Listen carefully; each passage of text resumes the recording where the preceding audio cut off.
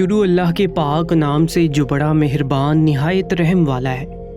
دوستو، کیا آپ جانتے ہیں کہ دنیا میں ایک ایسی مسجد بھی موجود ہے جہاں پر مرد و خواتین ایک ساتھ نماز ادا کرتے ہیں اور اس کی امامت ایک خاتون کرواتی ہے۔ آج کی ویڈیو میں اس مسجد کے بارے میں تفصیل سے بات کریں گے اور اس مسجد کے بارے میں تفصیل سے بتائیں گے۔ آج کی یہ ویڈیو آخر تک لازمی دیکھیے گا۔ دوستو، جب یہاں نماز کے دوران ایک فحاشہ یہودی عورت نے نماز کی بے حرمتی کی اور اس حرکت کے بعد اس کے ساتھ جو ہوا اسے دیکھ کر آپ کے بھی ہوش اڑ جائیں گے۔ دوستو، آج سے 10 برس پہلے جب رابعہ کیبل نے اسلام قبول کیا تو اس نے تصور ہی نہیں کیا تھا کہ مرد کے برابر عورت کی نماز ممکن ہو سکتی ہے۔ تاہم اب وہ کیلیفورنیا میں مسجد قلب مریم میں خود عورتوں اور مردوں کی باجماعت نماز کی امامت کرتی ہے، اور یہ بات معروف ہے کہ اسلام میں مرد و خواتین علیحدہ علیحدہ نماز ادا کرتے ہیں، خواہ وہ کافی فاصلے سے ہو یا پھر خواتین نماز کی جگہ مردوں کے پیچھے ہو۔ رابعہ نے اسلام اور مسیحیت کی مشترکہ علامت کے طور پر برکلے میں اپنی قائم کردہ مسجد کو یہ نام دیا۔ رابعہ کا کہنا ہے کہ وہ اسلامی رواج اور اقتدار کو مانتی ہے، مگر وہ یہ نہیں جانتی کہ امام کسی علیحدہ کمرے میں ہو۔ مذکورہ مسجد کا افتتاح سن 2017 میں اپریل میں ہوا۔ یہ کیلیفورنیا میں دوسری مسجد ہے جہاں خاتون امامت کرتی ہے۔ 2 سال قبل بھی اسی نوعیت کی مسجد کا افتتاح ہوا تھا، تاہم وہ صرف خواتین کے لیے مخصوص ہے۔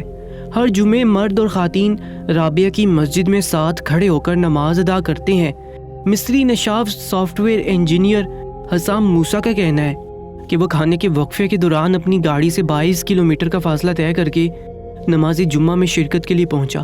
حسام کے مطابق اب وہ اپنی 11 سالہ بیٹی کو بھی نماز میں شرکت کے لیے اس مسجد میں لے کر آیا کرے گا تاکہ وہ نماز ادا کرنے کے ساتھ مذہبی ثقافت سے بھی روشناس ہو سکے۔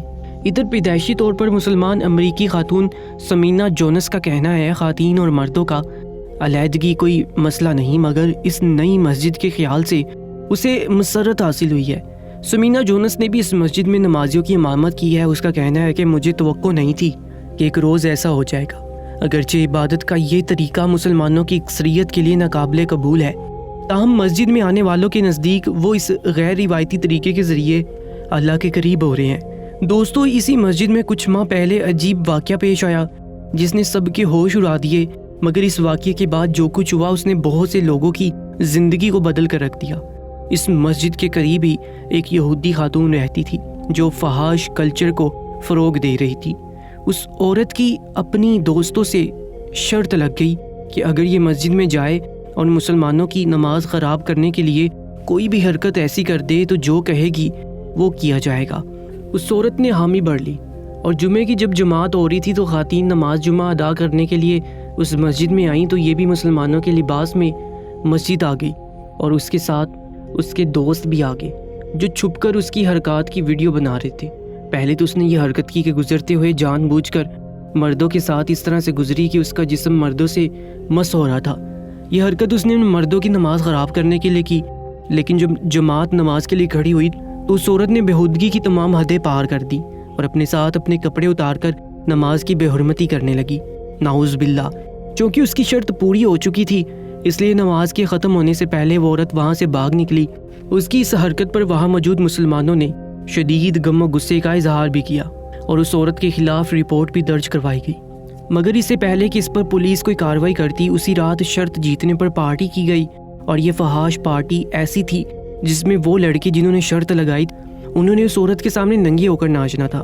دوستو، یہ سب تماشا شروع ہوا تو شراب و ہوس کی محفل گرم تھی کہ اس عورت کا دماغ اچانک گھوم گیا اور اس نے اول فول بکنا شروع کر دیا۔ اس کے منہ سے جاگ نکلنے لگی اور اس نے خنجر اٹھا کر ان لوگوں پر وار کرنے شروع کر دیے جس سے وہ زخمی بھی ہو گئے۔ گالیاں بکتے ہوئے وہ یہ کہتی رہی کہ خدا ایک ہے اور تم سب میرے ساتھ ہی جہنم میں جاؤ گے۔ تم لوگوں نے مجھ سے غلط کام کروایا اور مجھے اس جہنم میں دھکیل دیا۔ یہ سب ان سب کے لیے بہت حیران کن تھا کہ اس عورت کو اچانک ہوا کیا ہے۔ وہ عورت اپنا سر دیواروں پر مار کر زخمی کرنے لگی۔ بہت مشکل سے ان لوگوں نے اسے قابو کیا اور رسیوں سے باندھ دیا۔ پھر مدد کے لیے کال کی گئی۔ بعد ازاں اسے پاگل خانے منتقل کیا گیا اور اس کو الیکٹرک شاکس دیے گئے، مگر اس عورت کی حالت نہ سنبھلی اور لگاتار سب کو گالیاں دیتی رہی کہ سب لوگ دوزخ کی آگ میں جلیں گے۔ میں نے غلط کیا، وہ پچھتا رہی تھی۔ جب وہ پچھتاتی تھی تو اپنا سر دیوار پر مارتی تھی۔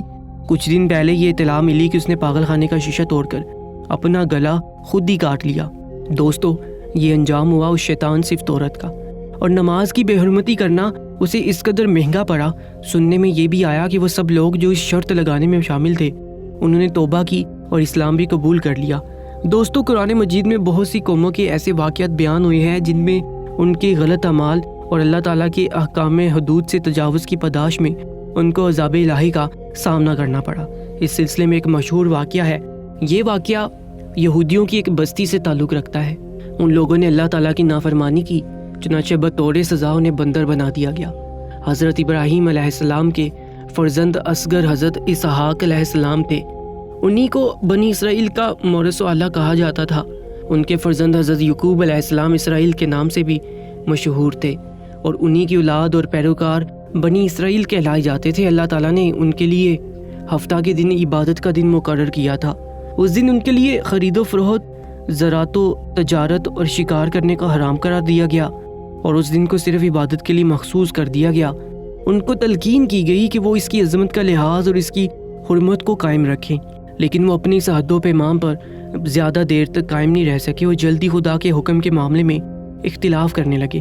جیسا کہ ارشاد خداوندی ہے، سبت کی پابندی انہی لوگوں پر عائد کی گئی تھی جنہوں نے اس کے بارے میں اختلاف کیا تھا، اور بے شک تمہارا رب قیامت کے دن ان کے درمیان فیصلہ کر دے گا جس بات میں وہ اختلاف کر رہے تھے۔ یعنی کہ یہود کو یہی حکم دیا گیا تھا کہ وہ جمعے کے دن کو اللہ کے مخصوص احکامات کی بجا آوری کے لیے خاص کر لیں، لیکن انہوں نے اپنے نبی سے اس معاملے میں اختلاف کیا اور اس بات پر میزر ہوئے کہ اس دن کو مقرر کیا جائے۔ ان کے اس اختلاف کے بسبب اللہ تعالیٰ نے ان کے لیے سنچر کا دن مقرر کیا، اور ساتھ ہی انہیں اس دن کو منانے کے تعلق سے سخت احکام دیے۔ اگر وہ جمعے کو قبول کر لیتے تو اتنے سخت احکام انہیں دیے نہ جاتے۔ اس کے بعد جب نصارہ آئے تو انہوں نے سبت کے معاملے میں اختلاف کر کے اتوار کا دن اپنے لیے مخصوص کر لیا، لیکن امت محمدیہ صلی اللہ علیہ وآلہ وسلم نے اللہ کے فضل سے جمعے کے دن کو پا لیا اور انہوں نے کوئی اختلاف نہیں کیا۔ اس طرح جمعے کا دن جس سے حقیقتاً ہفتے کا آغاز ہوتا ہے امت محمدیہ کے حصے میں آیا۔ یہود سینچر کی وجہ سے ایک دن پیچھے رہ گئے اور نصارہ اتوار کی وجہ سے 2 دن پیچھے۔ حضرت ابو ہریرہ اور حضرت حذیفہ بیان کرتے ہیں کہ رسول اللہ صلی اللہ علیہ وآلہ وسلم نے فرمایا کہ اللہ تعالیٰ نے ان لوگوں کو جو ہم سے پہلے تھے جمعے کے دن سے محروم کر دیا۔ یہود کا دن ہفتہ اور نصارہ کا دن اتوار مقرر ہوا، پھر اللہ تعالیٰ نے ہم کو بھیجا اور جمعے کے دن کے لیے ہم کو ہدایت دی۔ اس طرح جمعہ، ہفتہ، اتوار کے دن مقرر ہوئے، اور اس ترتیب کے لحاظ سے وہ یہود و نصارہ قیامت کے دن ہمارے پیچھے رہیں گے۔ دنیا میں ہم سے پیچھے ہیں، مگر قیامت کے دن سب سے پہلے ہمارا فیصلہ ہوگا۔